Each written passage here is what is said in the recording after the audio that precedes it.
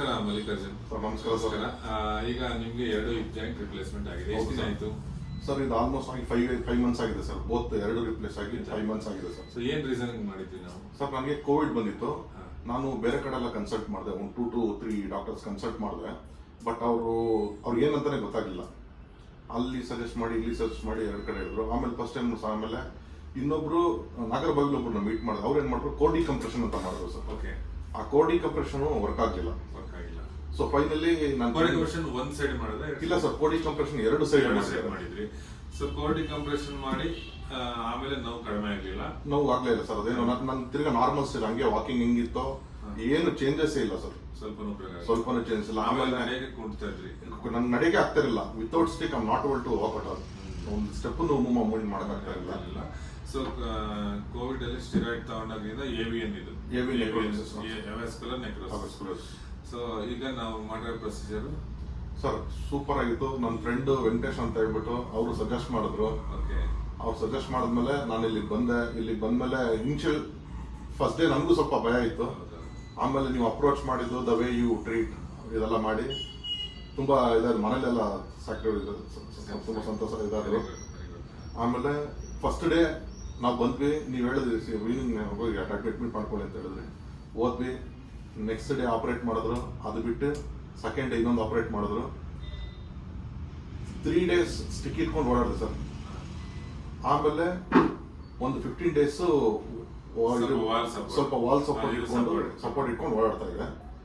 ಆಮೇಲೆ 15th day ಆದ್ಮೇಲೆ ನಾನೇ able to walk self without any support. ನಾನು ಓಡಾಡ್ಕೊಂಡು ಆರಾಮಾಗಿ ಹೋಗಿ. ಈಗ ಹಾಸ್ಪಿಟಲ್ ಅಡ್ಮಿಟ್ ಆದಾಗ ಟಾಯ್ಲೆಟ್ಗೆಲ್ಲ ನೀವು ಹೋಗಿದ್ದೀರಾ? ಟಾಯ್ಲೆಟ್ ನಾನೇ ಹೋಗಿ ಸಪೋರ್ಟ್ ತಗೊಂಡು ನಾನೇ ಬಂದಿದ್ದೀನಿ ಸರ್. ಈಗ ಹಾಸ್ಪಿಟಲ್ ಅಲ್ಲಿ ಇದ್ದಿದ್ದು ಎಷ್ಟು ದಿನ? ಸರ್ ಹಾಸ್ಪಿಟಲ್ ಅಲ್ಲಿ 4 days 5 days ಇದೆ. 5 days ಇದ್ದು ಒಂದಿನ ಹಿಂದಿನ ದಿನ ಬಿಟ್ರೆ 5 ದಿನ. ಹೌದು ಸರ್. 5 ದಿನ. ಫಸ್ಟ್ ಡೇ ಅಡ್ಮಿಟ್ ಆದ್ಮೇಲೆ ಸೆಕೆಂಡ್ ಡೇ ಒಂದು ಲೆಗ್ ಆಯ್ತು. ಅದ್ ಬಿಟ್ಟು ಇನ್ನೊಂದು ಮಾಡಿದ್ರು. ಅದಾದ್ಮೇಲೆ ಇನ್ನೊಂದೇ ಡಿಸ್ಚಾರ್ಜ್ ಮಾಡಿದ್ರು. ಓಕೆ. ಈಗ ಹಿಪ್ ಜಾಯಿಂಟ್ ಅದಾದ್ಮೇಲೆ ನೀವು ಸಪೋರ್ಟ್ ಇಲ್ದಲ್ಲ, ಇವಾಗ ಮುಂಚೆ ಇದ್ದಿದ್ದ ನೋವು ಇವಾಗ ಕಂಪೇರ್ ಮಾಡಿದ್ರೆ ಈಗ ನನಗೆ ಆ ಪೇನ್ ಇಲ್ಲ ಸರ್. ಇವಾಗ ನನ್ನ ಕೊಲೀಗ್ಸ್ ಅಷ್ಟೇ ಶಾಕ್ ಆಗ್ತಾರೆ, ಮನೆಯಲ್ಲೂ ಅಷ್ಟೇ ಎಲ್ಲರೂ ಶಾಕ್ ಆಗ್ತಾರೆ, ನನ್ನ ರಿಲೇಟಿವ್ಸ್ ಎಲ್ಲ ಶಾಕ್ ಆಗ್ತಾರೆ. 2 ರಿಪ್ಲೇಸ್ ಆಗಿದೆ ಅಂತ ಹೇಳಿದ್ರೆ ಯಾರು ನಂಬ್ತಾ ಇಲ್ಲ. ಈಗ ಏನೇನು ಆಕ್ಟಿವಿಟಿ ಮಾಡ್ತೀನಿ ಸರ್? ನಾನು ಸೈಕ್ಲಿಂಗ್ ಮಾಡ್ತೀನಿ, ಸ್ವಿಮ್ಮಿಂಗ್ ಮಾಡ್ತೀನಿ, more than 5 kilometers ವಾಕ್ ಮಾಡ್ತೀನಿ. ಸೂಪರ್. ನಾನು ಊರಿಗೆ ಹೋದ್ರೆ ಜಮೀನಲ್ಲಿ ಕೆಲಸನೂ ಮಾಡ್ತೀನಿ ಸರ್. ವೆರಿ ಗುಡ್, ಎಕ್ಸಲೆಂಟ್, ಖುಷಿ ಆಯ್ತು. ಈಗ ವಾಕ್ ಒಂದು 4 ರಿಂದ 5 ಕಿಲೋಮೀಟರ್. ಸೈಕ್ಲಿಂಗ್ ಎಷ್ಟು ಮಾಡ್ಬೋದು? ಸೈಕ್ಲಿಂಗ್ ಹೊಡಿತಾನೆ ಇರ್ತೀನಿ ಸರ್, ನೋ ಇಶ್ಯೂಸ್ ಸರ್. ಹೌದಾ? ಆರಾಮಾಗಿ 10 to 15 kilometers ಸೈಕ್ಲಿಂಗ್ ಮಾಡ್ತೀನಿ, ನೋ ಇಶ್ಯೂಸ್. ಸ್ವಿಮ್ಮಿಂಗು ಮಾಡ್ತೀರಾ? ಸ್ವಿಮ್ಮಿಂಗು ಮಾಡ್ತೀನಿ ಸರ್. ಓಕೆ. ಈಗ 6 months ಪೋಸ್ಟ್ ಈಗ 5 months ಆಗಿದೆ. 5 months ಅಲ್ಲಿ I am able to do all this exercises. ಈಗ ನೀವು ನಮ್ಮೊಂದು ಮೆಸೇಜ್ ನಮ್ಮ ವ್ಯೂವರ್ಸ್ಗೆ ಮತ್ತೆ ಪಬ್ಲಿಕ್ಗೆ ರಿಗಾರ್ಡಿಂಗ್ ಹಿಪ್ ರಿಪ್ಲೇಸ್ಮೆಂಟ್ ಏನು ಹೇಳ್ತೀರಾ ಅದನ್ನು? ಸರ್ ನನ್ನ ಸಜೆಷನ್, ಬನ್ನಿ ಇಲ್ಲಿ. Sharath sir is a very friendly doctor and very ನಮ್ಗೆ ನಂಬಕ್ಕಾಗ್ಲಿಲ್ಲ ನೀವು ಈ ತರ ಈ ಲೆವೆಲ್ ಆಗುತ್ತೆ ಅಂದ್ಬಿಟ್ಟು. ಇಲ್ಲಿ ಬಂದ್ಮೇಲೆ really I was very much happy. ವೀಕಲ್ಲೇ ನಾನು ಫುಲ್ ರೆಡಿ ಆಗಿದ್ದೀನಿ ಅಂತ ಹೇಳಿದ್ರೆ ನಮ್ಮ ಫ್ಯಾಮಿಲಿ ಎಲ್ಲರೂ ಇದಾಗ್ತಾರೆ. My suggestion is come and meet the doctor. Is very friendly and very helpful.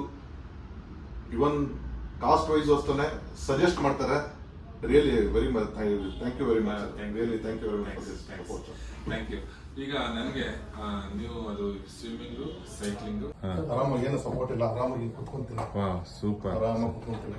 Low chair full low chair ಅಲ್ಲಿ ಚಕ್ರಪಟ್ಟ ಹಾಕೊಂಡು ಕುತ್ಕೋಬಹುದು. ಬೇಡ ಸೂಪರ್. ವಿತೌಟ್ ಸಪೋರ್ಟ್ ಇರ್ತೀನಿ ಸರ್. Wow, excellent. ಗೊತ್ತಾಗೋದಿಲ್ಲ ಬಿಡಿ, ಗೊತ್ತಾಗೋದಿಲ್ಲ. ನೀವೇ ಹೇಳ್ಬೇಕು, ನೀವ್ ಹೇಳಿದ್ರೆ ನನ್ಗೆ ಗೊತ್ತಾಗಬೇಕು. ನಾನು ಮರ್ತೋಗ್ಬಿಡ್ತೀನಿ ನಿಜವಾಗ್ಲು.